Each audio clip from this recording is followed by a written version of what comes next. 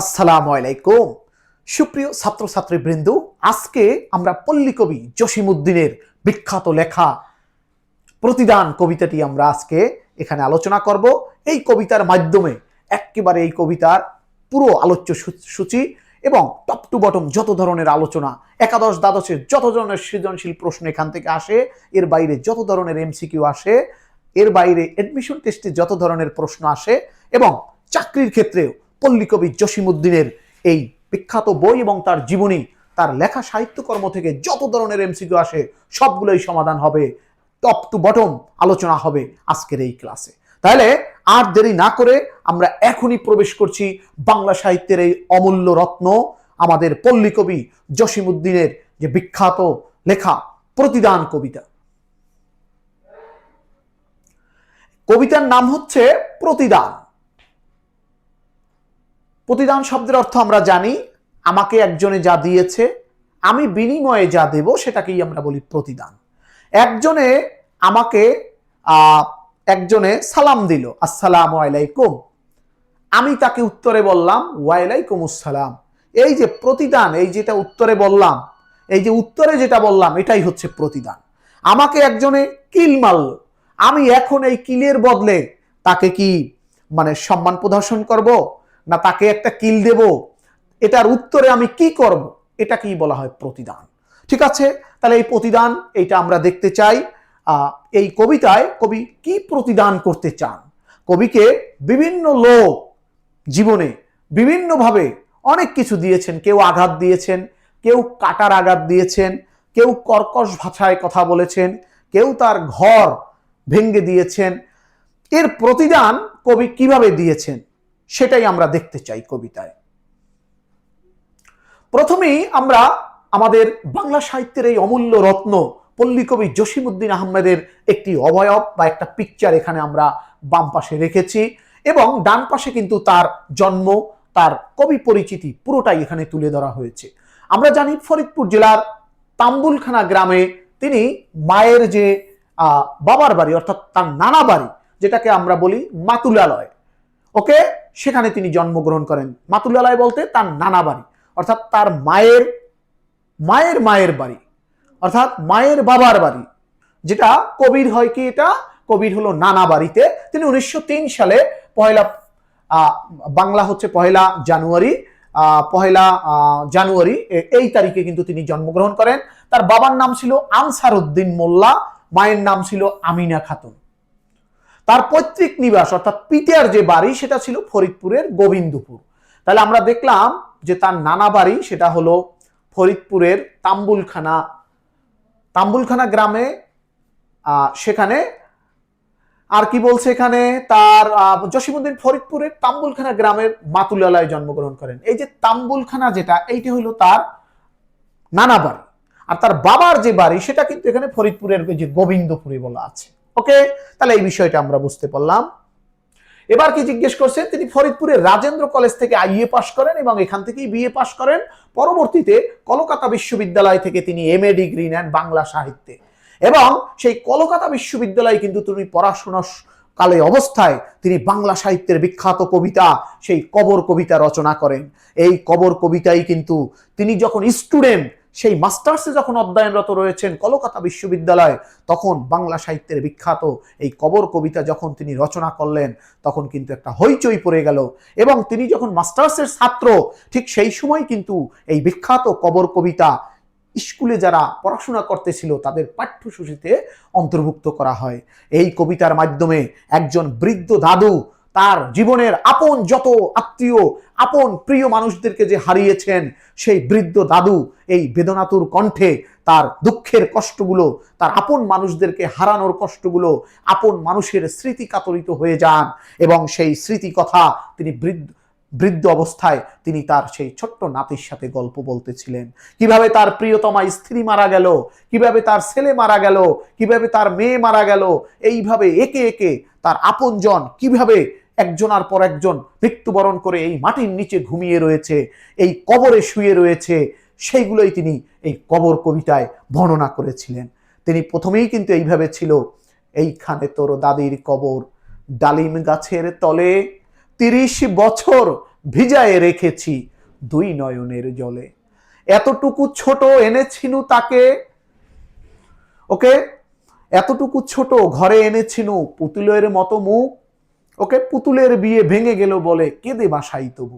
এরকমের তিনি এখানে বিভিন্নভাবে ব্যাখ্যা করতেছিলেন, যদিও পুরো কবিতাটি এটা এখন মনে নেই। তাহলে এখানে তিনি বিভিন্নভাবে বলতেছিলেন যে 30 বছর আগে তার প্রিয়তমা স্ত্রীকে তিনি হারিয়েছেন এবং সেই স্ত্রী এই মাটির নিচে ঘুমিয়ে রয়েছে, এবং এভাবে একে একে তার স্ত্রী, তার সন্তানেরা, কিভাবে তার নিকট আত্মীয় আপনজন মারা যায়, সেগুলো কিন্তু এই কবর কবিতায় বলা ছিল। ওকে, এখানে আর কি বলা হয়েছে? পল্লী কবি জসিমউদ্দিন, তিনি বাংলাদেশে বাংলা সাহিত্যের কাছে পল্লী কবি নামেই তিনি সমধিক পরিচিত। কর্মজীবনে তিনি ঢাকা বিশ্ববিদ্যালয়ে অধ্যাপনা করেছিলেন, ঢাকা বিশ্ববিদ্যালয়ে অধ্যাপনা করেছিলেন। পরবর্তীতে সরকারের প্রচার এবং জনসংযোগ বিভাগে উচ্চ পদে তিনি এখানে চাকরি করতেন। পল্লী জীবন হচ্ছে তার কবিতার প্রধান উপজীব্য। তিনি গ্রাম বাংলার যে সহজ সরল মানুষের বিভিন্ন ধরনের উপমা, কথাবার্তা, এগুলো চিত্রের মাধ্যমে তার কবিতায় তিনি তুলে ধরেছেন। তার বিখ্যাত হচ্ছে নকশি কাঁথার মাঠ। নকশি কাঁথার মাঠ যেটাকে আমরা বলছি, নকশি কাঁথার মাঠ হচ্ছে তার সবচেয়ে বিখ্যাত। এটা বিভিন্ন বিদেশি ভাষায় কিন্তু এটা অনুবাদিত হয়েছে, বিভিন্ন দেশে, বিভিন্ন ইংরেজি, ফার্সি, উর্দু, আরবি, এরকম বিভিন্ন ভাষায় এটা অনুদিত হয়েছে। তার অন্যান্য যে জনপ্রিয়তা রয়েছে যে সমস্ত বইগুলো, সেগুলো হলো সজন বাদিয়ার ঘাট, বালুচর, ধানক্ষেত, রঙিলা নায়ের মাঝি। সাহিত্যকৃতি স্বীকৃতি স্বরূপ তিনি রবীন্দ্র ভারতী বিশ্ববিদ্যালয়, এটা তো আমাদের মনে আছে, বিশ্বকবি রবীন্দ্রনাথ ঠাকুর যে একটা স্কুল প্রতিষ্ঠা করেছিলেন, সেটাই রবীন্দ্র ভারতী বিশ্ববিদ্যালয়। সেখান থেকে তাকে কিন্তু ডিলিট ডিগ্রি দেওয়া হয়। 1976 সালে আমাদের বাংলার এই বিখ্যাত কবি, পল্লী কবি জসিমউদ্দিন আহমেদ 1976 সালে 14 মার্চ তিনি মৃত্যুবরণ করেন। আমরা বলেছিলাম 1976 সালে এই পল্লী কবি জসিমউদ্দিনের মৃত্যু হয়। আমাদের বিদ্রোহী কবি, প্রেমের কবি, জাতীয় কবি, বিদ্রোহী কবি কাজী নজরুল ইসলামও কিন্তু 1974 সালে বাংলাদেশের পিজি হাসপাতালে তিনি মৃত্যুবরণ করেন। বাংলার আরেকজন মজলুম জননেতা, বাংলার বিখ্যাত নেতা, সেই গণমানুষের নেতা কি মৌলানা আব্দুল হামিদ খান ভাসানী, তিনিও কিন্তু 1976 সালে মারা যান। সুতরাং এইগুলো একটু মনে রাখতে হবে। এবারে আমরা এখানে দেখতে চাই যে কবি কিভাবে প্রতিদান দিতে চাচ্ছেন, ওকে, এখানে আমরা একটা পিকচার দেখতে পাচ্ছি। এখানে এই যে একজন লোক যাকে কষ্টে জর্জরিত করে ফেলা হয়েছে, এই যে যার ঘরকে ভেঙে চুরে ফেলে দিয়েছে, এই যে যার ভাঙ্গা ঘরটাকে তাকে জীবনে এইভাবে আঘাত দিয়ে তার ঘরকে ভেঙে তছনছ করা হয়েছে, তাকে দুঃখ কষ্টে জর্জরিত করে ফেলা হয়েছে, তারপরেও তিনি সব কিছু ভুলে গিয়ে এই ফুলগুলো তুলে এই ফুল নিয়ে তিনি প্রিয়তমার জন্য দাঁড়িয়ে থাকছেন। অর্থাৎ যে যতই কষ্ট দিক, তারপরেও কবির ভাষায় তাকে বুক ভরা যে ব্যথা দিয়েছে, তাকে তিনি বুক ভরা গান দিতে চান। যে তাকে আঘাত দিয়েছে, তাকে তিনি শান্তি দিতে চান। যে তার ঘর ভেঙেছে, তাকে তিনি একটি ঘর বেঁধে দিতে চান। তাহলে দেখি কবি তার ভাষায় কি বলেছেন।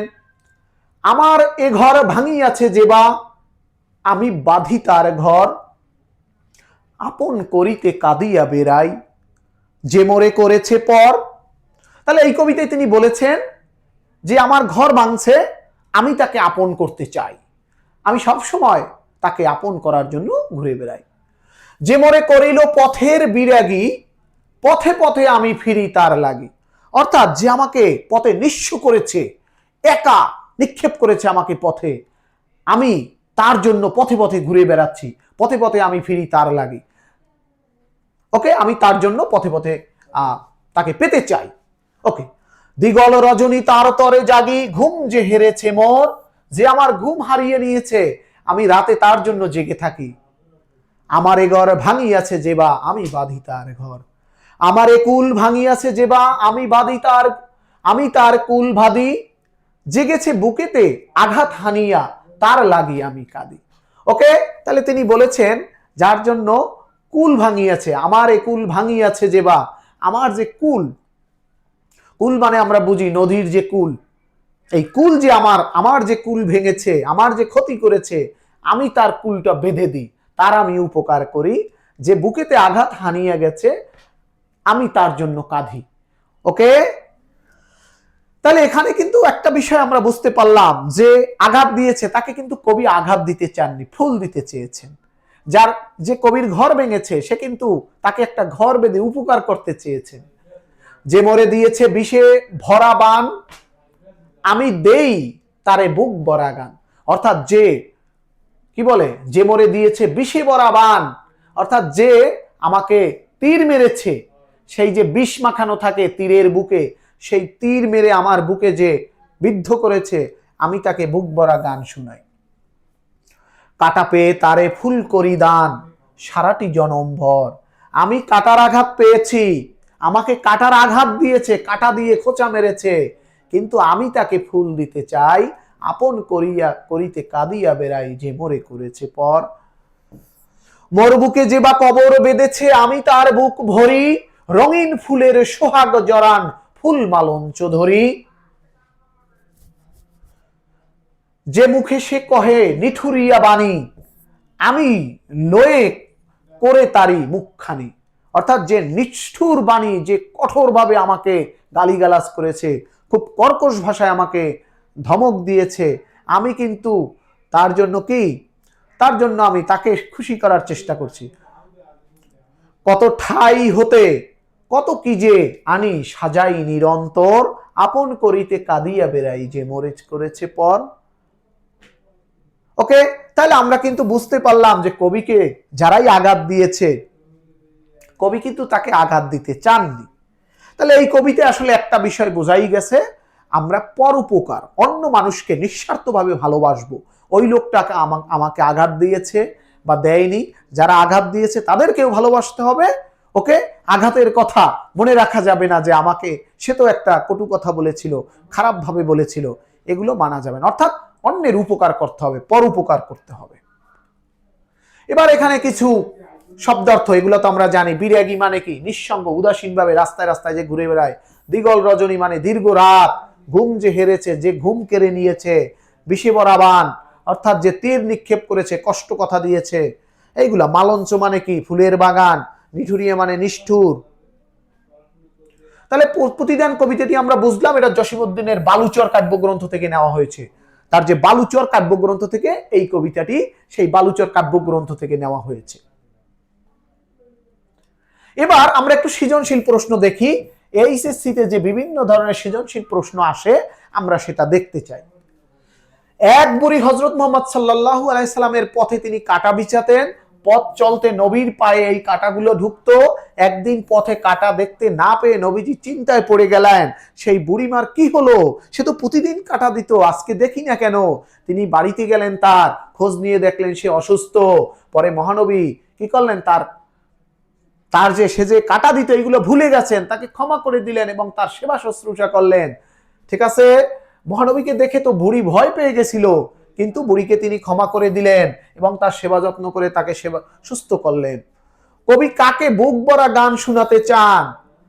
ওকে, কাকে বুক ভরা গান শোনাতে চান? যে কবিকে কাঁটার আঘাত দিয়েছে, যে তাকে কি, আমরা একেবারে হুবহু কবিতার সাথে মিল করে দেখি কার জন্য তিনি গান দিতে চান। আমরা একটু দেখি কোথায় আছে। এই যে মরে দিয়েছে বিষে ভরা বান, অর্থাৎ যে বিষে ভরা বান দিয়েছে, কবি কিন্তু তাকে বুক ভরা গান দিতে চান। এই বিষে ভরা বান অর্থাৎ কবির যে বিষে ভরা বান মেরেছে কবিকে, তাকে তিনি বুক ভরা গান দিতে চান। কবিকে যে পর করেছে তাকে তিনি আপন করার জন্য কেঁদে বেড়ান। ওকে, কবিকে দীর্ঘদিনের অনেকেই আমরা সমাজে দেখি আপন বন্ধু থাকে, দুই ভাই থাকে, কিন্তু হঠাৎ করে এক ভাই মনে কষ্ট নিয়ে চলে যান, ওতে সম্পর্ক ছিন্ন করে চলে যান। আমরা এটা প্রেমিক প্রেমিকার ক্ষেত্রেও বলতে পারি, হঠাৎ করে ক্ষুদ্র সামান্য স্বার্থের জন্য প্রিয়তমকে ছেড়ে চলে যায়। ওকে, কিন্তু কবি বলছে সে যদি চলেও যায়, সে যদি আমাকে আঘাত দিয়েও থাকে, আমি আমার প্রিয়তম, আমি আমার তাকে আর কখনো ভুলবো না, আমি কিন্তু তাকে আপন করার জন্যই কেঁদে বেড়াবো। উদ্দীপকের ভাবের সাথে প্রতিদান কবিতার মূল ভাবের সাদৃশ্য দিকটি ব্যাখ্যা করো। হ্যাঁ, এখানে আমরা দেখলাম বুড়িকে মহানবী ক্ষমা করে দিয়েছেন এবং বুড়ির সেবা শুশ্রূষা কিন্তু করেছেন। ঠিক প্রতিদান কবিতায় সেটাই বলা হয়েছে, যে বুকে বান মেরেছে তাকে কিন্তু কবি বলছেন তাকে বুক ভরা গান শোনাতে চাই। আমার এই ঘর যে ভেঙেছে, আমি তাকে কিন্তু একটা ঘর বেঁধে দিতে চাই। যে আমাকে বাধা বিপত্তি সৃষ্টি করেছে, আমি তার চলার পথ মসৃণ করতে চাই। মূলত এই বিষয়গুলোই এখানে চলে এসেছে। উদ্দীপক এবং প্রতিদান কবিতার ভাবার্থ ধারণ করলে একটি সুন্দর সমাজ গড়া সম্ভব। বক্তব্যটি বিশ্লেষণ করো। হ্যাঁ, সত্য ঘটনা। এই সমাজে আমরা যে দেখি হানাহানি, মারামারি, লড়ালড়ি, সকালবেলা দেখি একভাবে আছে, বিকালবেলা দেখি মারামারি চলছে। এই সমাজের একেবারে টপ টু বটম, রাজা থেকে প্রজা পর্যন্ত, ঢাকার রাজধানী থেকে গ্রাম পর্যন্ত পুরো সমাজ অস্থির হয়ে উঠেছে। শুধু স্বার্থপরতার কারণে একজন আর একজনের প্রতি আমরা হিংসাত্মক হয়ে হচ্ছি। ভাই ভাইকে খুন করছে, ঠিক আছে না? সন্তান যেখানে বাবাকে তাড়িয়ে বেড়াচ্ছে। সমাজের যত অনাচার, যত ভেদাভেদ, যত অসামঞ্জস্যতা দেখছি আমরা, হিংসা, খুনাখুনি, রাহাজানি, সবই হচ্ছে কিন্তু নিষ্ঠুরতার কারণে। ওকে, তার প্রতিদান কবিতায় যে বিষয়গুলো ব্যাখ্যা করা হয়েছে, এখানে আমরা যদি পরস্পরের প্রতি হিংসাত্মক কার্যক্রম না করি, সে কি করেছে এই বিষয়গুলো যদি ভুলে গিয়ে তাকে ভালোবাসার জয়ের মালা দিয়ে থাকি, অবশ্যই একটা সুন্দর এবং শাশ্বত সমাজ গড়ে উঠানো সম্ভব। এবার আরেকটা সৃজনশীল, আমরা জানি যে এইচএসসি একাদশ দ্বাদশের যে সমস্ত স্টুডেন্টরা রয়েছে তাদের সৃজনশীল প্রশ্নগুলো আসে। আবার একটু দেখি। করিম সাহেব একজন সৎ এবং পরোপকারী মানুষ। তিনি তার প্রতিবেশী রফিক সাহেবকে নিজের ভাইয়ের মতোই ভালো জানেন। তাহলে ইনি হলেন করিম সাহেব, খুবই ভালো। আর একজন হলেন রফিক সাহেব। রফিক সাহেবকে তিনি ভাইয়ের মতো, নিজের ভাইয়ের মতো ভালোবাসেন, সব সময় বিপদ আপদে সাহায্য করেন। কিন্তু রফিক সাহেব জমি জমার লোভে করিম সাহেবের বিরুদ্ধে আদালতে মামলা করেন। কিন্তু রফিক সাহেব হচ্ছেন ভেজালের লোক, তারে মানে শয়তানে নাড়াচাড়া করতেছে। রফিক সাহেব জমি জমার লোভে করিম সাহেবের বিরুদ্ধে আদালতে মামলা করেন, তাকে নানাভাবে হয়রানি করতে থাকেন। একদিন করিম সাহেব জানতে পারলেন রফিক সাহেব এক মারাত্মক সড়ক দুর্ঘটনায় গুরুতর আহত হয়েছেন, তার জরুরি রক্তের প্রয়োজন। এই খবর শুনে করিম সাহেব নিজের সমস্ত ক্ষোভ ভুলে দ্রুত হাসপাতালে ছুটে যান। নিজের রক্ত দিয়ে তিনি রফিক সাহেবকে তিনি জীবন বাঁচালেন। তাহলে মূলত প্রতিদান কবিতায় এটাই বলা হয়েছে যে তোমাকে যে আঘাত দিয়েছে তুমি এটা ভুলে যাও, অন্যের উপকারে তুমি ঝাঁপিয়ে পড়ো। প্রতিদান কবিতায় কবি কার জন্য জেগে থাকেন, কার জন্য তিনি রাত্রে জেগে থাকবেন? বলছে যে কবির ঘুম হরণ করেছে, যার কারণে কবি মানে ঘুম চলে গেছে কবির, ওই লোকটার জন্যই কবি আবার অধীর আগ্রহে বসে থাকবেন, তাকে ঘুম পাড়ানোর জন্য জেগে থাকবেন। আপন করিতে কাঁদিয়ে বেড়াই যে মোরে করেছে পর। হ্যাঁ, যে কবিকে দূরে ঠেলে দিয়েছে, যে কবিকে পর ভেবে অনেক দূরে ঠেলে দিয়েছে, আঘাত দিয়েছে, কবি সবসময় অপেক্ষা করেন তাকে আপন করার জন্য, তাকে তার ভুলগুলো ক্ষমা করে তার যে কোনো বিপদে আপদে তার কাছে ঝাঁপিয়ে পড়বেন। এটাই বলতে চেয়েছেন। উদ্দীপকে করিম সাহেবের কাজটি প্রতিদান কবিতার কোন দিকটির সাথে সাদৃশ্যপূর্ণ রয়েছে? প্রতিদান কবিতায় যে বিভিন্ন কথা বলা হয়েছে, যে মোরে দিয়েছে বান, আমি তাকে দেই কি বুক ভরা গান। অর্থাৎ যে আমাকে আঘাত দিয়েছে আমি কিন্তু তাকে কিন্তু শান্তি দেওয়ার চেষ্টা করব, সেগুলোই বলা হয়েছে। এখানে করিম সাহেবকে কিন্তু ওই যে এখানে রফিক সাহেব, যাকে শয়তানে সবসময় শয়তানের প্ররোচনায় পড়ে তিনি সামান্য লোভের বশবর্তী হয়ে করিম সাহেবকে কিন্তু বিভিন্ন অসুবিধা করেছেন, তার বিরুদ্ধে মামলা করে তাকে একটা অত্যাচারের মধ্যে, তাকে একটা জুলুমের মধ্যে ফেলেছেন। বাট করিম সাহেব ছিলেন বড় হৃদয়ের মানুষ, তিনি তার রফিক সাহেবের এই সমস্ত ভুল ত্রুটিগুলো তিনি ক্ষমা করে যখনই শুনলেন যে তিনি অসুস্থ, দ্রুত হাসপাতালে গেলেন। ওকে, এইভাবে তিনি কিন্তু একটা মানবতার জয়গান করলেন। উদ্দীপকের করিম সাহেবের মতো মানুষেরাই প্রতিদান কবিতার মূল ভাবনার বাস্তব রূপ দিতে পারে। মন্তব্যটি বিশ্লেষণ করো। হ্যাঁ, রফিক সাহেবের এই যে এখানে রফিক এবং করিম সাহেবের যে চরিত্র ফুটে উঠেছে, মূলত প্রতিদান কবিতায় এরকম একটা নায়ক রচিত জীবনের ঘটনাই বলা হয়েছে। রফিক সাহেব যে দুষ্টুমি করেছেন, যে শয়তানের প্ররোচনায় করে যেভাবে করিম সাহেবকে অসুবিধায় ফেলেছেন, প্রতিদান কবিতায় বলা হয়েছে যেই ভুল করুক, যত বড়ই আঘাত দিক না কেন, ওই আঘাতগুলোকে ভুলে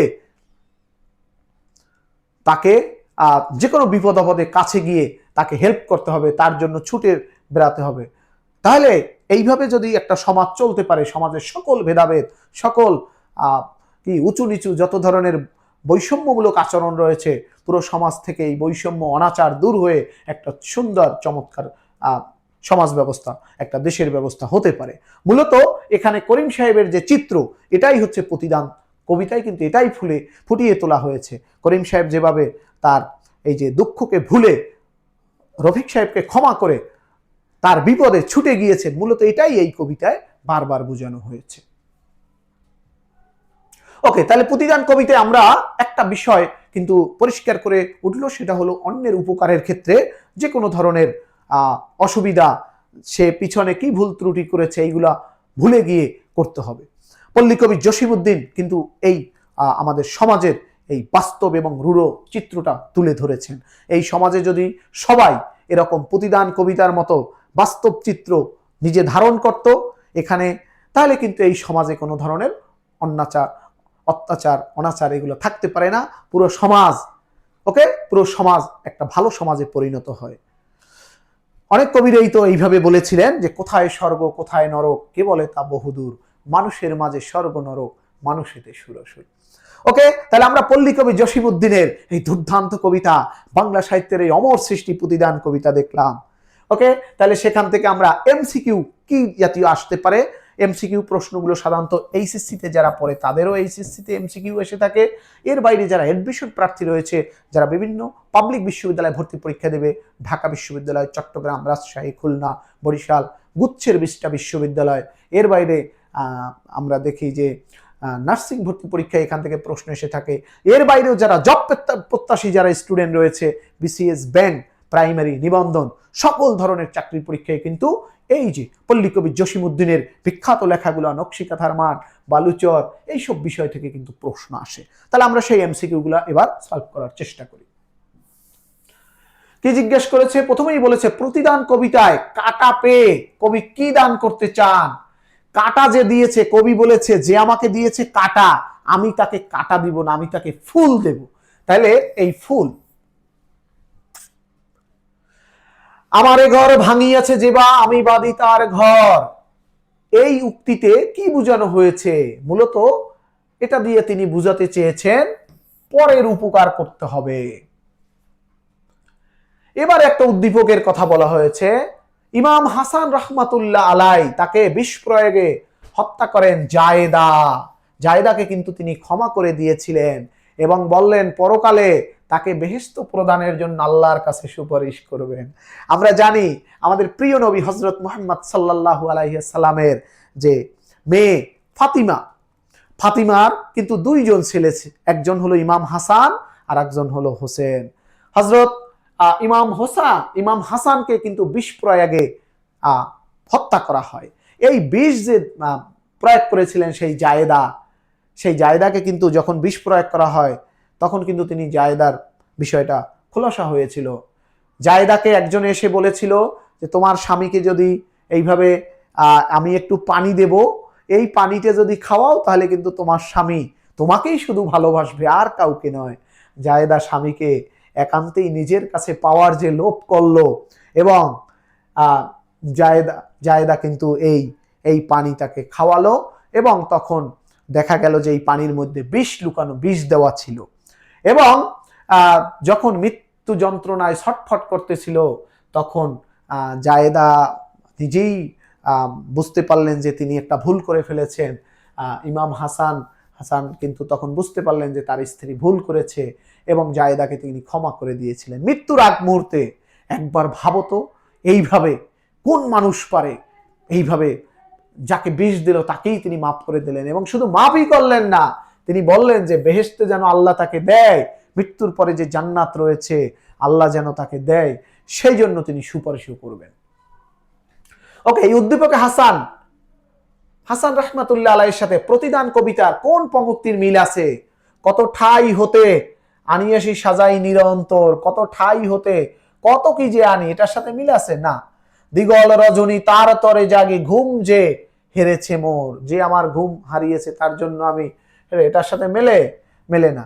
রঙিন ফুলের সোহাগ জরান মালঞ্চ ধরি, জেগেছে বুকেতে আঘাত হানিয়া তার লাগি আমি কাঁদি, এটার সাথে একটু মিলে। ওকে, উপযুক্ত মিলের কারণটা কি? কারণ এখানে ক্ষমাশীলতার বিষয় বলা হয়েছে। আর কি আত্মগ্লানি? না, আত্মগ্লানি নাই, পারস্পরিক সৌহার্দ্য রয়েছে। ওকে, তাহলে কি কি 1 এবং 3, 1 এবং 3 রয়েছে খতে। প্রতিদান কবিতাটি কোন কাব্যগ্রন্থ থেকে নেওয়া হয়েছে? এটা বালুচর থেকে নেওয়া হয়েছে। পল্লী কবি, বাংলার বিখ্যাত কবি, ফরিদপুরের গর্ভ, হ্যাঁ, পল্লী কবি জসিমউদ্দিনের এই বালুচর গ্রন্থ থেকে কিন্তু নেওয়া হয়েছে।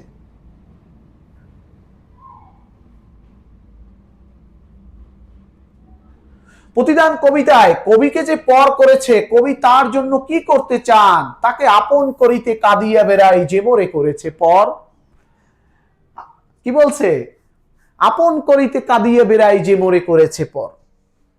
কবির ঘুম যে হরণ করেছে তার জন্য কবি কি করতে চান? তার জন্য তিনি দীর্ঘ রাত জেগে থাকেন। ওকে, কবিকে যে বিষে ভরা বান দিয়েছে, কবি বলছে যে মোরে দিয়েছে বিষে ভরা বান, আমি তাকে দেই বুক ভরা গান। তাকে বুক ভরা গান দিতে চান। দিগল রজনী বলতে কি বুঝায়? দিগল রজনী মানে দীর্ঘ রাত, দীর্ঘ রাত। এবারে মালঞ্চ মানে হলো ফুলের বাগান। মালঞ্চ বলতে ফুলের বাগানকে বোঝানো হয়। নিঠুরিয়া বলতে নিষ্ঠুর, যে সকল নিষ্ঠুর লোক রয়েছে তাদেরকে এই কবিতায় নিঠুরিয়া বলা হয়েছে।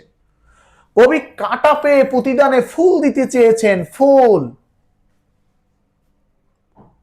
বিরাগী শব্দের অর্থ কি? বিরাগী মানে হলো, বিরাগী মানে কি? উদাসীন। উদাসীন, পথে পথে যে ঘুরে বেড়ায় বাউন্ডুলে, যার কোনো চিন্তা ভাবনা নাই, সে হলো বিরাগী, উদাসীন, উদাসীন পথিক। প্রতিদান কবিতায় কবি কিসের মাধ্যমে সুন্দর পৃথিবী নির্মাণ করতে চেয়েছেন? সেটা হলো ভালোবাসার মাধ্যমে। কবি রঙিন ফুলের সোহাগ জড়ানো কি ধরেন? কি ধরতে চেয়েছেন? ফুলের তোড়া না ফুল মালঞ্চ? ফুল মালঞ্চ। আমার একুল ভাঙিয়াছে যেবা আমি তার কুল বাঁধি। এখানে কুল বলতে কি নদীর পার বোঝানো হয়েছে, না আশ্রয় দেওয়া, প্রশ্রয় দেওয়া? সেটাকে, আশ্রয় দেওয়াকে তিনি কুল বলেছেন।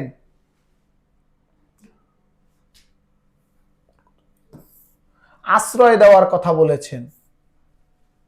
যারা আশ্রয় দিয়েছে তাদেরকে কুল, যারা আশ্রয়, কুল বাঁধা, কুলবাদী, তাদেরকে তিনি আশ্রয় দিয়েছেন। আমার এ কুল ভাঙিয়েছে যে বা আমি তার কুলবাদী,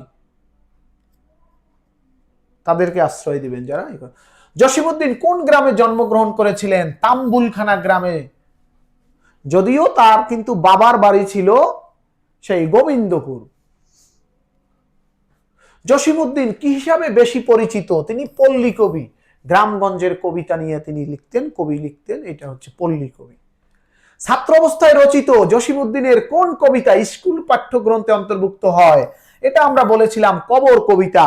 এটা তিনি যখন কলকাতা বিশ্ববিদ্যালয় মাস্টার্সে এমএ যখন পড়তেছিলেন, এমএ মাস্টার অফ আর্টস, সেই সময় কিন্তু কবর কবিতা লেখেন এবং তখনই সেটা তার তার ছাত্র অবস্থায় এটা স্কুলে অন্তর্ভুক্ত হয় সিলেবাসে। এবং এই কবিতাই কিন্তু বাংলা সাহিত্যের দুর্দান্ত কবিতা, বিখ্যাত কবিতা, যে কবিতায় বৃদ্ধ দাদু তার নাতির কাছে তার প্রিয়তমা স্ত্রী, ছেলে মেয়ে সন্তানদেরকে কিভাবে, আপনজনকে কিভাবে তিনি কবরে রেখেছেন, সেইগুলা, কবরে আপনজনরা কিভাবে ঘুমিয়েছে তাদের স্মৃতি কাতরতা নিয়ে তিনি কবর কবিতা লিখেছেন, তার নাতির কাছে এগুলো বলতেছিলেন। নকশিকাঁথার মাঠ কাব্যটির রচয়িতা কে?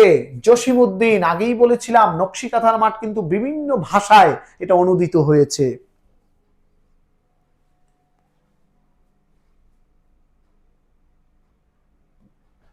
প্রতিদান কবিতার মূল ভাবটা কি? প্রতিশোধ পরায়ণতা না পরার্থপরতা। হ্যাঁ, পরার্থপরতা মানে অন্যের উপকার করা, স্বার্থপরতা না, আত্মগ্লানি না, অন্যের উপকার করা। যে কবির বুকে কবর বেঁধেছে, কবি তার বুক কি দিয়ে ভরেন? যে কবির বুকে কবর বেঁধেছে, কবি তার বুক কি দিয়ে, কি দিয়ে করবেন? কষ্ট দিয়ে না, ফুল মালঞ্চ দিয়ে, হ্যাঁ, ঘৃণা দিয়ে না, শূন্যতা দিয়ে না।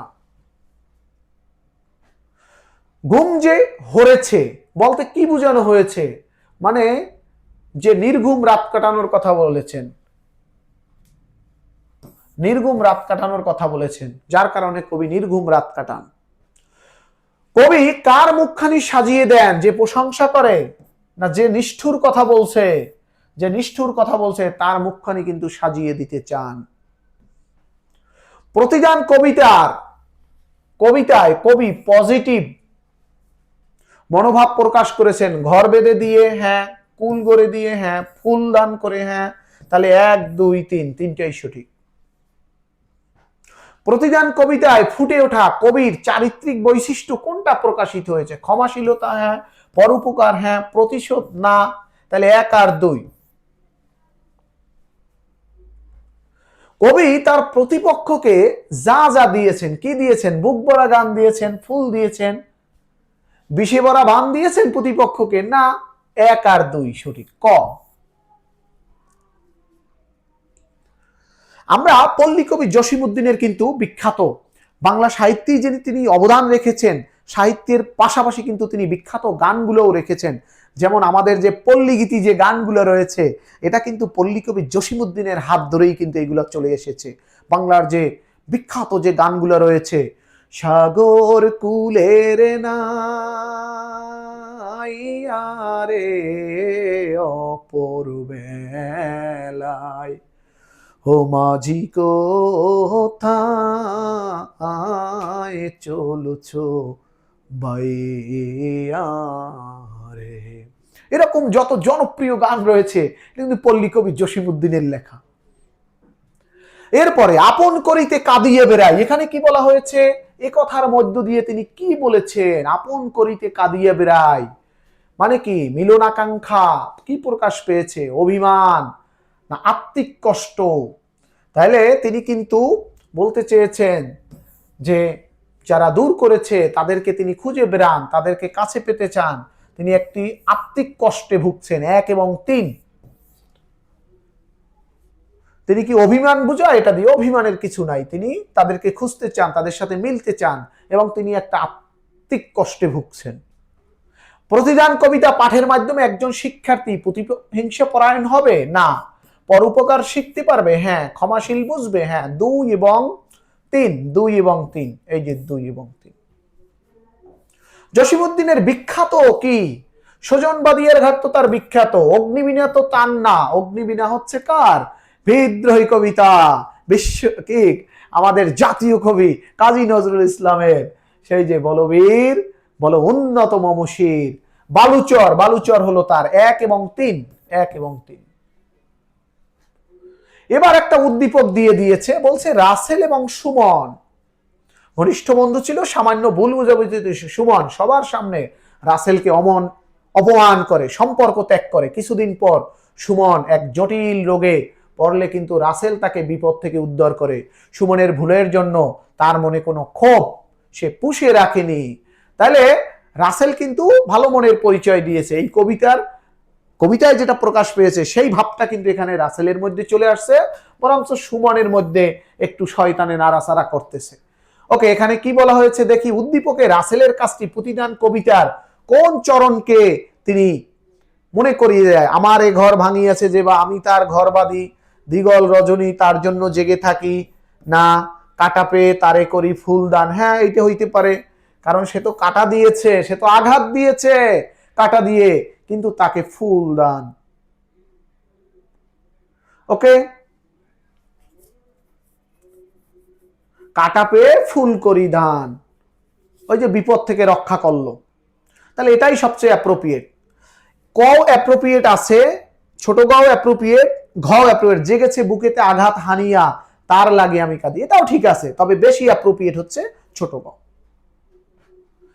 রাসেলের মাঝে প্রতিদান কবিতার কবির যে বৈশিষ্ট্য ফুটে উঠেছে, পরোপকার, ক্ষমা না মহানুভবতা? কি এটা কিন্তু এখানে কিন্তু ক্ষমার বিষয়টাও চলে আসছে, মহানুভবতাও চলে আসছে, পরোপকারও চলে আসছে, তিনটেই কারেক্ট। রাসেলের মতো মানুষটাই পারে এই সমাজে বিভেদ তৈরি করতে, না সুন্দর সম্প্রীতির সমাজ গড়তে। হ্যাঁ, সঠিক। এবারে আবার একটা উদ্দীপক বলছে, কি বলছে? এক লোক প্রতিদিন হযরত আবু বকরের বাড়ির সামনে ময়লা আবর্জনা ফেলে যেত। একদিন তিনি দেখলেন বাড়ির সামনে আবর্জনা নেই, তিনি খোঁজ নিয়ে জানলেন লোকটা অসুস্থ হয়ে গেছে। হযরত আবু বকর তাকে সেবা করার জন্য তার বাড়িতে ছুটে গেলেন। অদ্দীপকে হযরত আবু বকর রাহমাতুল্লাহ আলাই এর কাজের সাথে প্রতিদানের সাথে কোন দিকটি সদৃশ্য রয়েছে? আত্মত্যাগ, নিজের ত্যাগ করে দেব আমি, অনিষ্টের বিনিময়ে উপকার, ক্ষমা প্রদর্শন, এখানে ক্ষমা।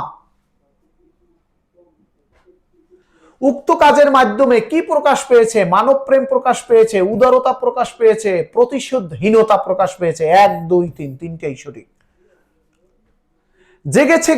যে গেছে বুকেতে আঘাত হানিয়া, তার লাগি আমি কাঁদি। এখানে কাঁদি মানে কি? কষ্টের কারণে কাঁদি? না, সহানুভূতির কারণে। হ্যাঁ, তার প্রতি আমার দরদ রয়েছে। বিষে বরাবান অর্থাৎ বিষ দিয়ে আমাকে একটা ধনুক নিক্ষেপ করা হয়েছে। আমরা বিভিন্ন প্রাণী হত্যা করার সময় আগে যখন শিকার করত শিকারীরা, তখন যে সেখানে দেখা যেত যে তীরের এই মুখে একটু বিষ মাখিয়ে তারপরে তীর বা ধনুকে তীর নিক্ষেপ করা হতো। এখানে সেটাই বোঝানো হয়েছে, বিষে বরাবান। ওকে, বলতে কি বোঝানো হয়েছে? বিষাক্ত তীর না। বিষে ভরা বান বলতে ওই যে খারাপ, অনেকের মুখের ভাষা আছে এমন যে যেটা শুনলে যে ওই অস্ত্র দিয়ে তীর দিয়ে আঘাত করতে হয় না, অনেকের মুখের মুখই যথেষ্ট হিংসাত্মক এবং কষ্টদায়ক কথা, এটাকে বিষে ভরা বান বলেছেন। রবীন্দ্র ভারতী বিশ্ববিদ্যালয় জসিমউদ্দিনকে কোন উপাধি দিয়েছিল? এটা ডিলিট। এই যে ডিলিট মানে হলো ডক্টর অফ লিটারেচার, সাহিত্যের ডক্টরেট। আমার এ ঘর ভাঙিয়াছে যেবা, এখানে ঘর ভাঙ্গা বলতে কি বোঝায়? যারা বিশ্বাস এবং সম্পর্ক নষ্ট করেছে।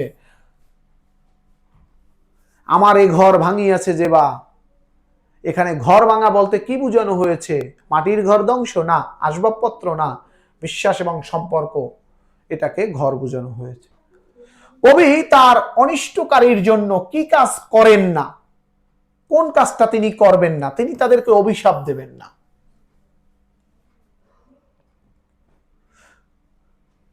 এবার বলেছে সারাটি জনম ভর কবি কি করে যান? কষ্ট পেয়ে যান, সারা জীবন ভর কেঁদে বেড়ান। অনিষ্টের প্রতিদানে তিনি উপকার করেন, হ্যাঁ, না প্রতিশোধের সুযোগ খোঁজেন, না।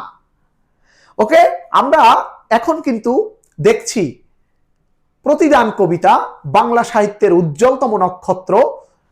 আমরা বাংলা সাহিত্যের বিখ্যাত কবি পল্লী কবি জসিমউদ্দিনের প্রতিদান কবিতাটি টপ টু বটম আমরা আলোচনা করছি, এখনো আমরা আলোচনার মধ্যে রয়েছি।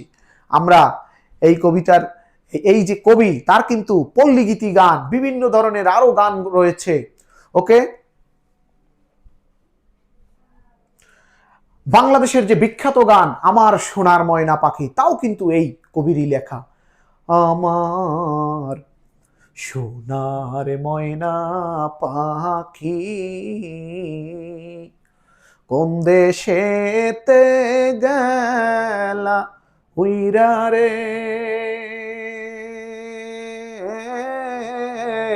দিয়া মোরে ফাঁকি রে আমার সোনার ময়না পাখি।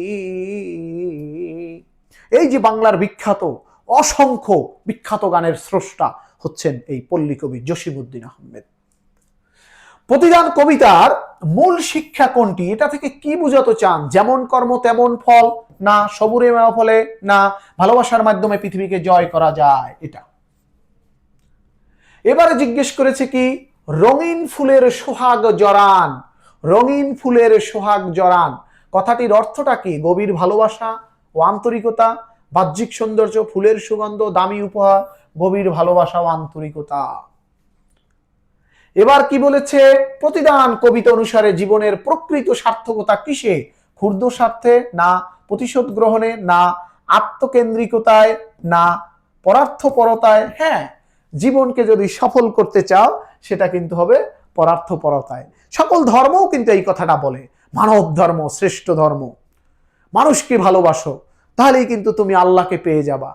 ওকে, ইসলাম ধর্মেও বলা হয়েছে হাক্কুল্লাহ এবং হাক্কুলেবাদ।